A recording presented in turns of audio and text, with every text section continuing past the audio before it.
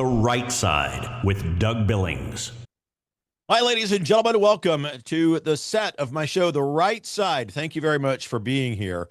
The Declaration of Independence proves that the America First movement is 250 years old. I'm going to talk about that, prove it to you today.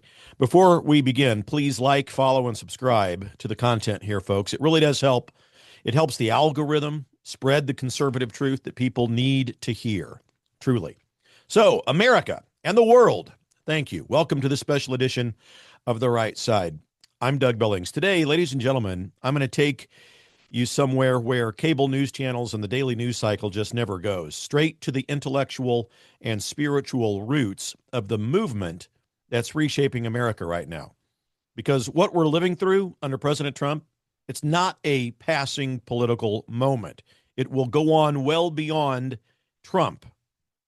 And that by itself will make liberal heads explode. But this whole thing is the rebirth of the exact ideas that found this nation more than 250 years ago. So I'm going to lay it out for you right now with crystal clarity. America First, that slogan, okay? Well, it's not a recent slogan. It's not a modern invention.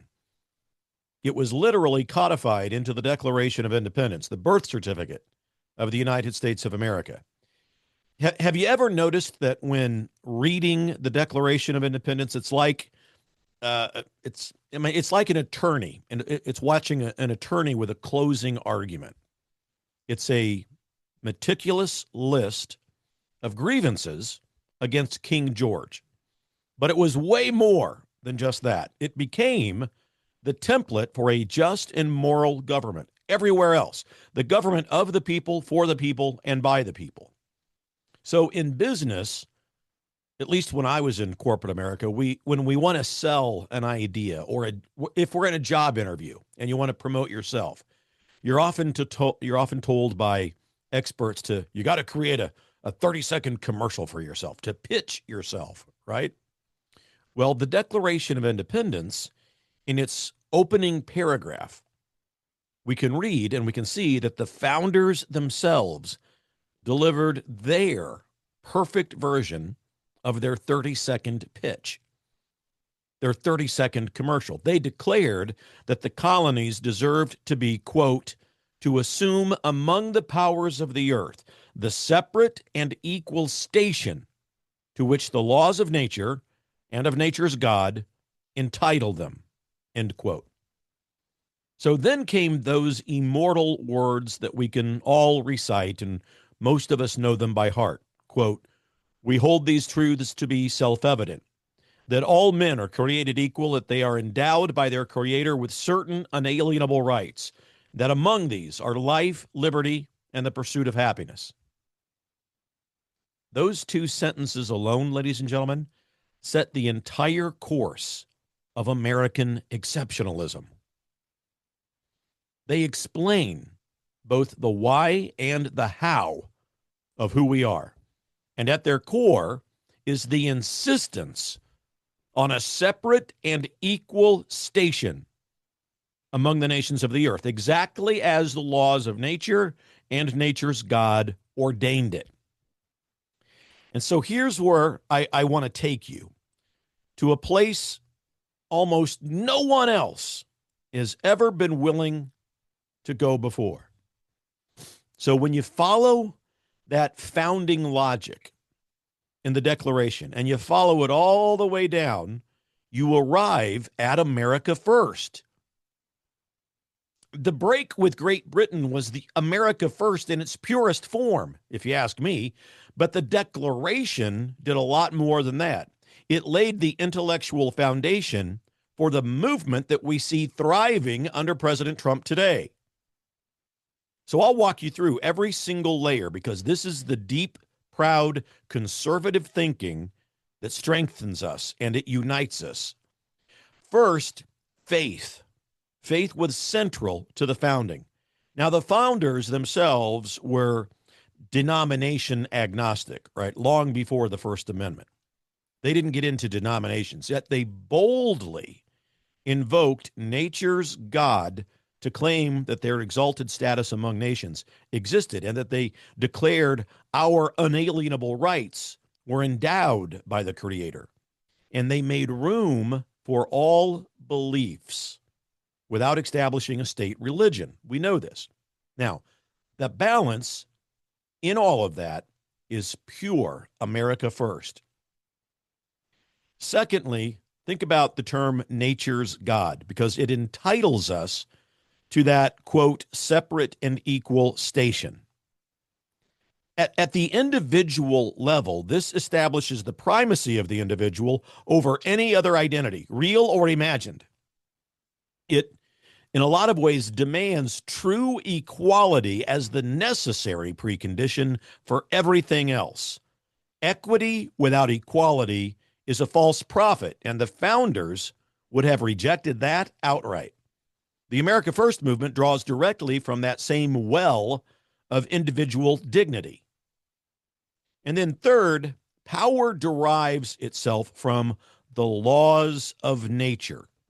The founders gave us an antidote to the ideological excesses that we see in society today.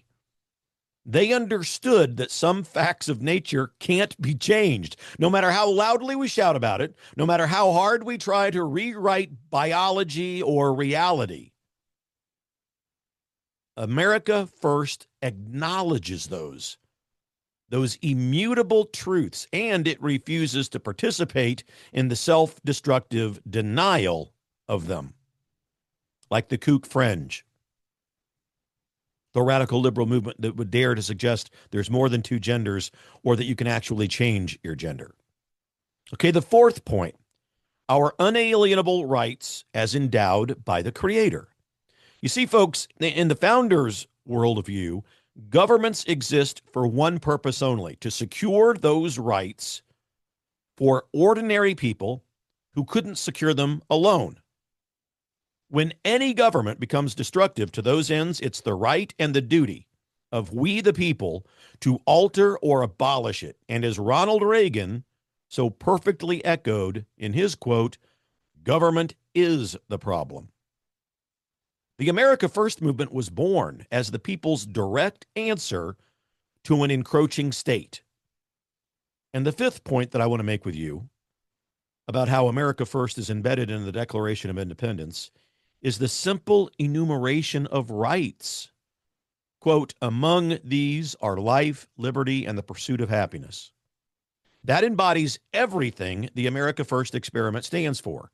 An aversion to censorship, a pro-life conviction that protects the unborn, a celebration of true freedom, a rejection of progressivism and liberalism, and an ironclad defense of the Second Amendment. So those are not policy add-ons, folks. Those things flow directly from the founding document itself, our Declaration of Independence. So I'd like to suggest to you that the America First movement of today is the second coming of the ideas that founded this nation. Its principles are rooted in the original strains of the Declaration of Independence, and our nation's 250th anniversary is approaching at that very moment when this movement is having its brightest hour. And that's not a coincidence. It's destiny.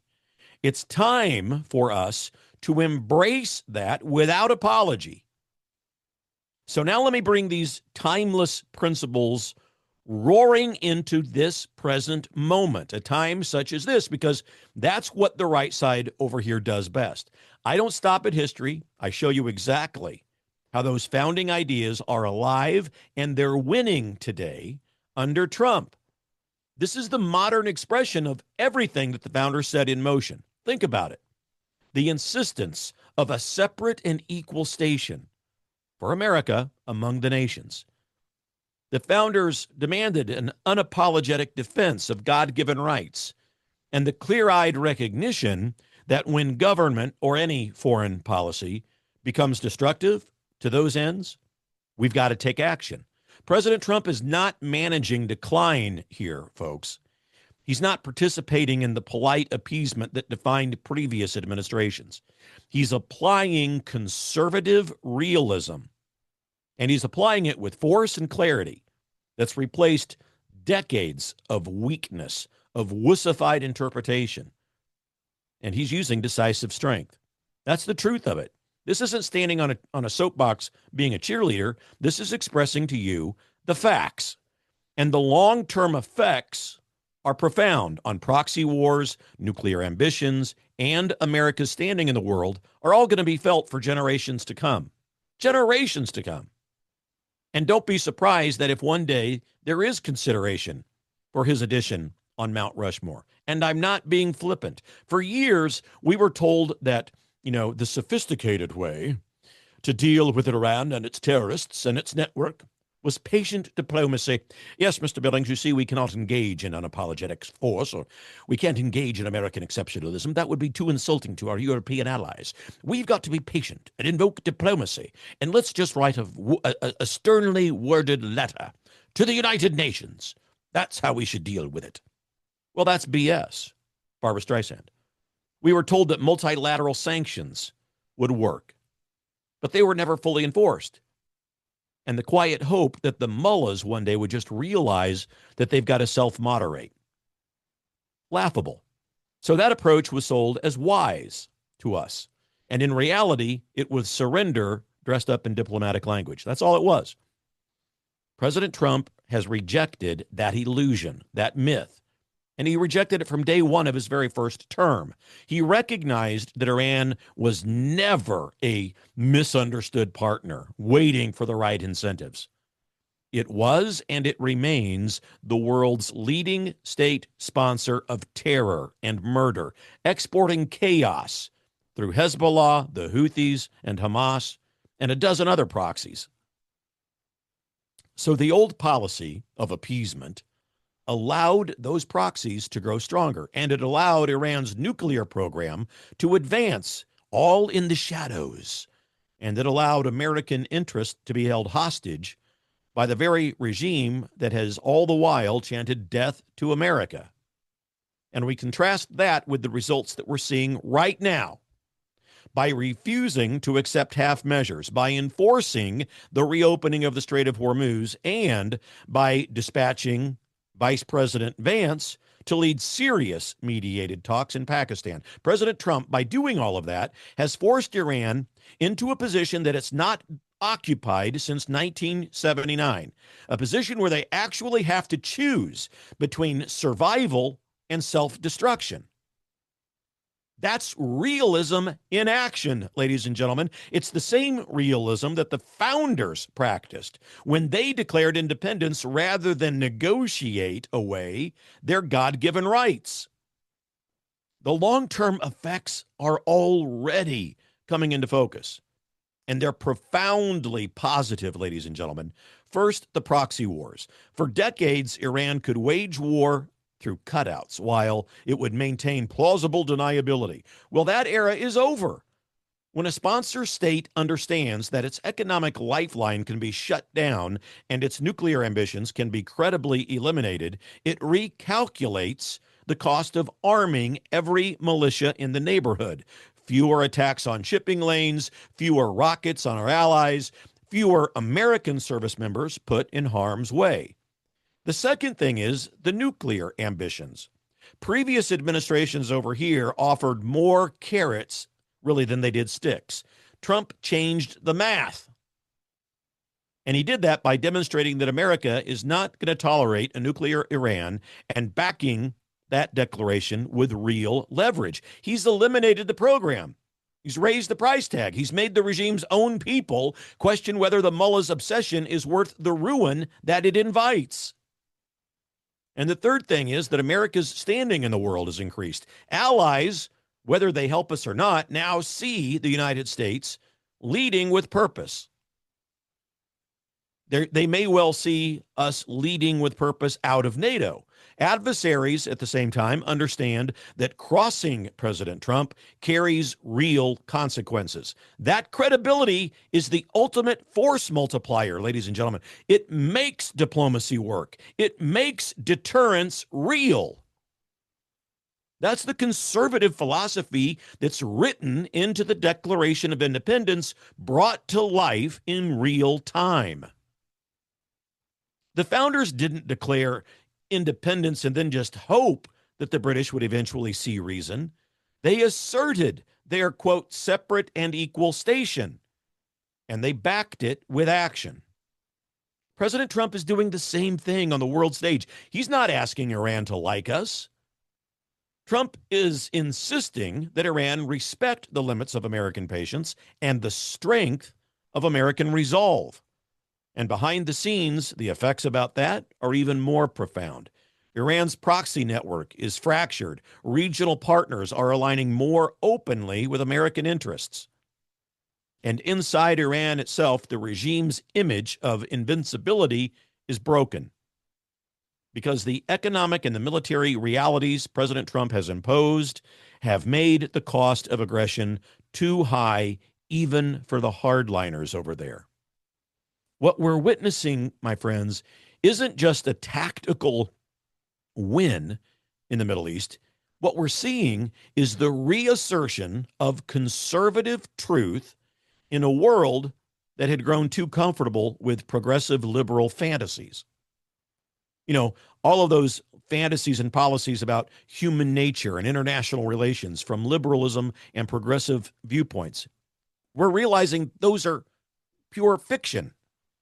The founders knew that power has got to be met with power, that rights have got to be defended, and that a nation that refuses to stand for itself will soon stand for nothing. Trump has internalized that lesson completely. He has made America first the operating principle of our foreign policy, exactly as our Declaration of Independence demands. And the long-term payoff already visible.